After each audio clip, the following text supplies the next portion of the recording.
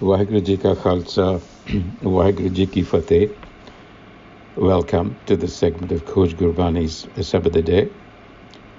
The recitation today and reflection is the 13th Ashtapadi of Gauri Sukhmani Mahalla Panjava. And we begin with the Salok. Salok Sant Saran jo jan Parai, so jan udran har. Sant ki ninda nanaka, bahur bahur avatar.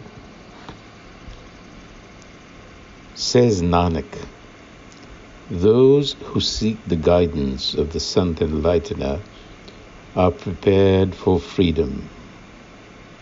To harbor ill will towards the Sant Enlightener is to perpetuate the cycle of birth and death. So this is the central theme. Harboring ill will towards the Sant that we have translated as the Enlightener. Sant comes from the root shant, peace, and indicates a state of mind which has achieved higher consciousness, which is at rest, which is not wandering around. And this points to what we commonly call the Guru. So in this Ashtapadi, Guru Arjan uses the phrases Santaka Dokhan, Santaka Dokhi. They all kind of are synonymous in the sense that those who stand in opposition or those who harbor ill will towards the Sant Enlightener. What does that mean? We have to also remember historically when the Sant was a persona, the Sikh Gurus did face a lot of opposition, physical and otherwise. Here, the way we should take Santaka Dokhan is to understand that those who refuse to get on the path of Gurmat, because remember, we are dealing with Gurmat here, the path of the Guru. We seek the guidance of the Guru, which is Shabad. So those who don't do that, that is really what is meant by Sant ke Dokhan, Arja Ghate. Sant ke Dokhan, Jamte nahi shute. You see, Sant ke Dokhan, Sukh sab jaye. Sant ke Dokhan, Narak meh paaye. Sant ke Dokhan, mat hoye maleen. Sant ke Dokhan, so baatein heen. Sant ke hate ko rakhe na koe. Sant ke Dokhan, thaan prasht hoye. Sant kripal kripa je kare. Nanak Sant sang nindak bhi tare. So while some of the words used might indicate actual physical acts like Sant ke hate, the killer of the Sant, while true, I think the view we should take here is to think of this in terms of whether or not we are going to get on the path and see this whole Ashtapadi in that light, instead of taking the actual physical meaning, which is not untrue, because the Gurus did suffer physically as well and were killed, you see. But today we need to look at this from the perspective of whether we are going to get on the path of the Guru. So those who stand in opposition to the Sant Enlightener in the Ashtapadi, in the first section, live in fear of death and hasten their own end. They lose their peace of mind. They're robbed of their peace of mind and live a hellish existence, and they lack discernment. They lose standing. And the Guru says they are corrupt and will not find refuge. But even individuals like that can be saved if the Sant Enlightener is moved to mercy. So it is all a matter of grace, and that is what we need to seek. And then again, those who stand in opposition to the Sant Enlightener, which I read as those who stand in opposition to that path, they are contorted in their speech, cawing like a crow. They are like creepy snakes, burning forever in the fire of their desires, deceiving everyone, shorn of spiritual radiance, the lowest of the low. They don't belong anywhere. And yet, if it pleases the Sant Enlightener, even such a low life can be saved. So these are some pretty strong words that the Guru has used for those not getting on the path. It simply means that those who are living an ego existence fit the bill here. They are like creepy snakes. Their speech is contorted. In other words, it's misleading. And they're always yakking around.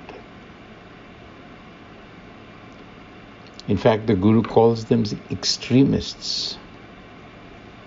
Sant ka nindak maha-atai, never at ease, tikan na pai. He calls them great villains, maha-hatyara, killers, but extreme villains. They are the accursed of the Supreme Being. Nanak nindak parameswara mara. They can never prosper, the Guru says. They'll always remain miserable and wanting.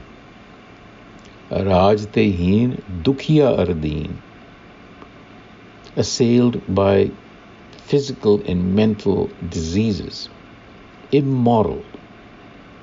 Sant ke nindak ko sarb rog, afflictions of the mind and the body.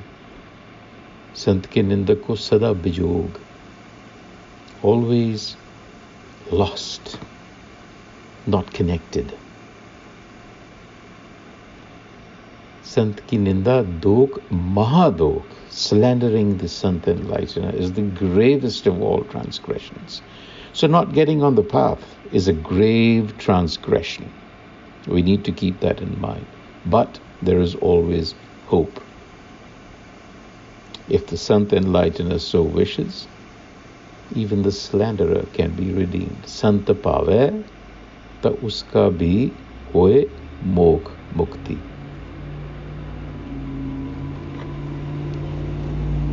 Those who don't get on the path, those who live in ego consciousness, are of evil intent and nobody's friend. They cannot be relied upon. Sant ka dokhi sada apavit, Sant ka dokhi kise ka nahi mit. It's friend to nobody. Sant ke dokhi ko daan lagge, Sant ke dokhi ko sab tyagge. Daan lagge. The Guru calls them convicts in the eyes of the Creator and should be shunned by everyone. They're filled with vanity and their minds are warped. Sant ka dokhi maha ahankari, full of vanity, bikari, a warped mind, a perverted mind. Sant ka dukhi janme mare, Sant ka dukhna sukhte tare. Deprived of rest, forever wandering through life and death. That's the state of the ego. If the Sant Enlightener so pleases, though, there is hope. Yet. Now here the Guru talks about Sant ke dukhi ad beech te toote. Sant ka dukhi kite kaaj na pahunche. Very significant. Ad beech te toote. So you see, the human condition is believed to be midway between the goal that we have to get to and from where we have started as animals, pure animals, or single-celled organisms, if you will. We have evolved to become humans. And this is an opportunity to make the leap to become godlike, if you will, to become a satyar, to become a gurmukh. So we are standing at midpoint, at the beach there. But the ego mind fractures that mind. It sort of breaks that opportunity. Kite kaaj na pahunche.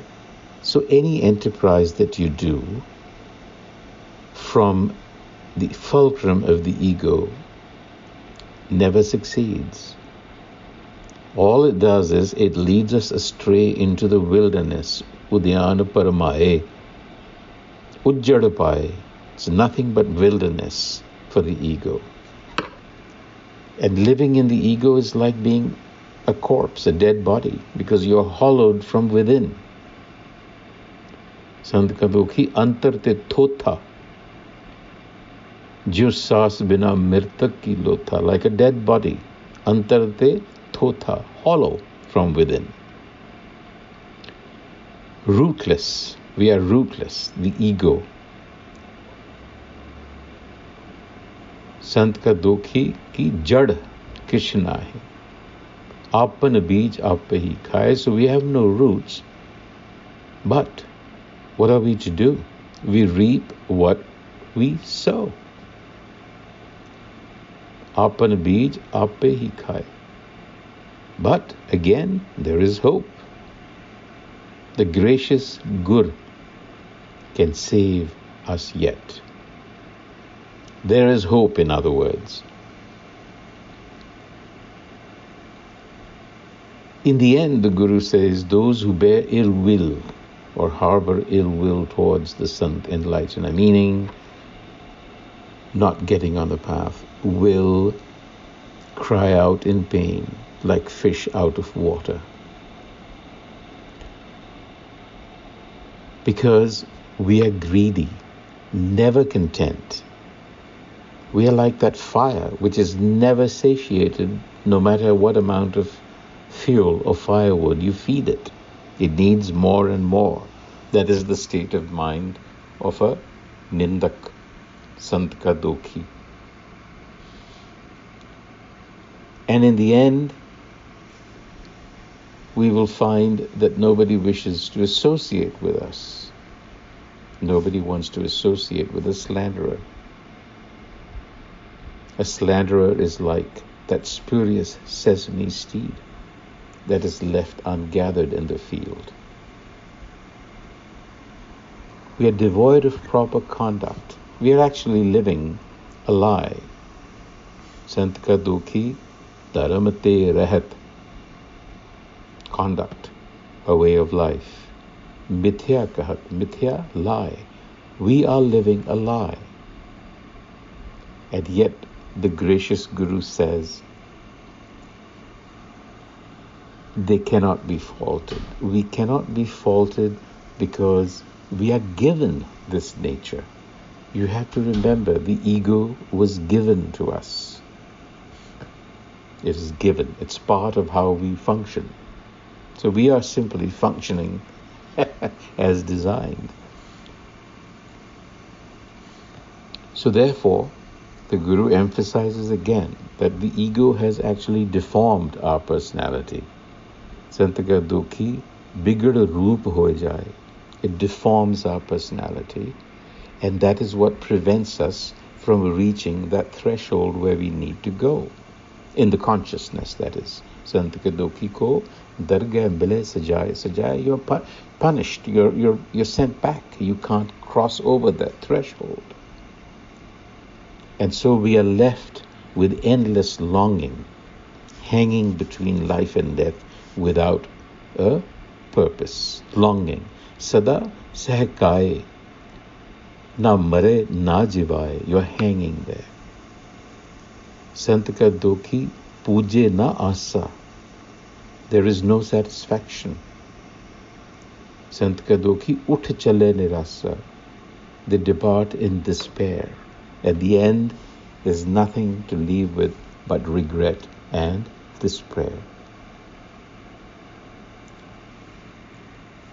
So the Guru says, well, the slanderer or the egomaniac or the egoic mind has been doing what it loves most, slandering.